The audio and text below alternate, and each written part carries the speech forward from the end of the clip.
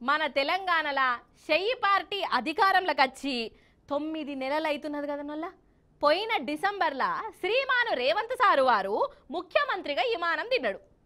ఇది చేస్తాను అది చేస్తాను 6 గ్యారెంటీలు బరాబర్ అమలు చేస్తాను, ప్రజాపాలన ఎట్లుంటుందో చూపిస్తాను, రైతుల రుణాలు అన్నీ మాఫీ చేస్తాను అని చెప్పుకుంటూ పోయిండు. జనం షెవులకు కూడా మంచిగా అనిపించింది సార్ అట్లా చెప్తున్న కొద్ది. ఇక అటెన్కి ఏమైందంటే చూడండి ఏమైందో. ఇంకేమైంది, చెవుల పువ్వులు పెట్టినట్టు అయింది.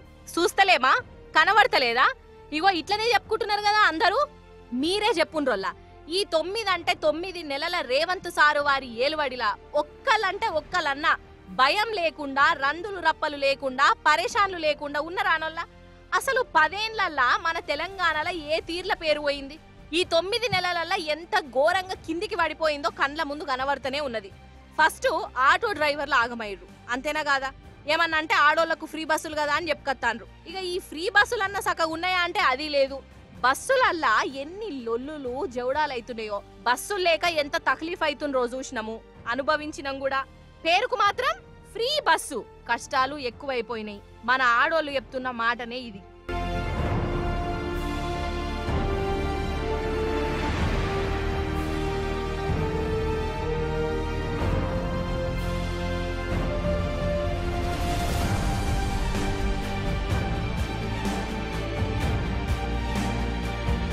ఇంకా పింఛన్లు పెంచుతాము అని అన్నారు. అసలు ఆ పెంచుడు దిక్కు దివానా లేనే లేదు. ఇక రుణాలు మాఫీ అన్నారు. ఎంతమందికైనా వాళ్ళ రుణాలు మాఫీ? ఊర్లే సగానికి సగం మంది గానే గాలే, ఇంకా కాగితాలు పట్టుకొని తిరుగుతూనే ఉన్నారు. ఇక ప్రజాపాలన, ప్రజావాణి అని కొన్నొద్దులు ఒర్రిరానోళ్ళ. ఇక ఈ ప్రజావాణి దరఖాస్తులు ఏ శతబుట్టలో పడ్డాయో, ఆ ప్రజాపాలన ఏడికి పోయిందో ఇప్పటికి కూడా ఎవరికన్నా అర్థమై తొట్టోళ్ళ. ఇక రేవంత్ సార్ వచ్చినాకనే రియల్ ఎస్టేట్ పత్తకు లేకుండా పోయింది. ఒక్క కొత్త కంపెనీ తెచ్చింది లేదు. ఇక కరెంటు గురించి ఎంత తక్కువ మాట్లాడుకుంటే అంత మంచిది. కేసీఆర్ సార్ ఉన్నప్పుడు కరెంటు పోతే వార్త అయ్యేది, కానీ ఇప్పుడు కరెంటు రోజంతా ఉంటే అదో పెద్ద బ్రేకింగ్ న్యూసే.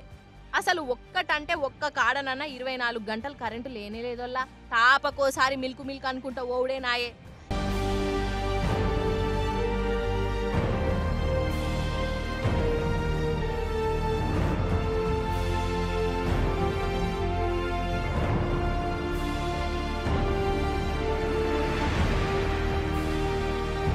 ఇక కేసీఆర్ సారు పాలనలా రైతులు రాజులు లెక్కున్నారు, కానీ రేవంత్ సారు పాలనలా రోడ్ల మీదకి వచ్చిర్రు, పురుగుల మందులు దాగిర్రు. ఇక నౌకర్ల కోసం చూసే పిల్లగాళ్లను గోసవుచ్చుకున్నారు, వాళ్ళు కూడా రోడ్ల మీదకి వచ్చిర్రు. గురుకులం పిల్లలు, గురుకులం టీచర్లు ఇగో ఇట్లా రోడ్ల మీదకి రానోళ్ళు లేరోల్లా, గోస వడనోళ్ళు లేరు, శాపాలు పెట్టినోళ్ళు లేరు కదా. ఇక ఇది చాలదని దొంగలకు, రౌడీలకు, మర్డర్లు చేసేటోళ్లకు స్వాతంత్రం వచ్చినట్టే అయింది పో. అసలు భయం అనేదే లేకుండా అయింది. పట్ట పగటీలి నర్జాం రాత్రి అన్న ఫరకే లేదు, సంపుకునుడే సంపుకునుడు. ఇక ఇంకో దిక్కు ఆడవిల్లలు కూడా మస్తు అవస్థ పడ్డారు.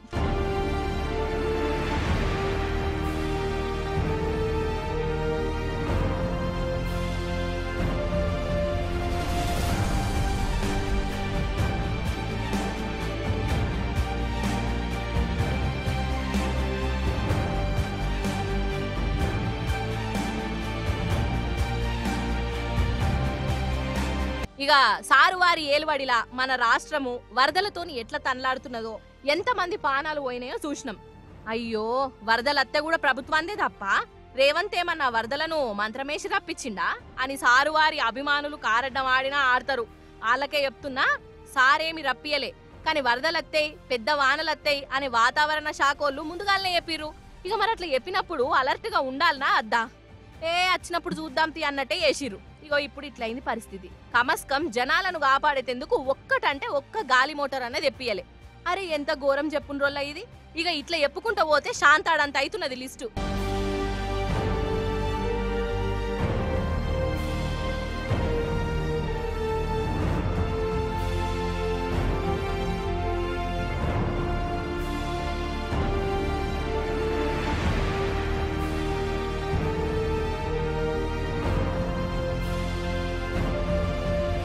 మరి రేవంత్ సారు ఏం చేసిండయ్యా అంటే గరీబోళ్ళ ఇండ్లు కూలగొట్టుడు, పేర్లు మార్చుడు, ఇగో ఇదేందని ప్రశ్నించినందుకు అరెస్టులు చేయించుడు.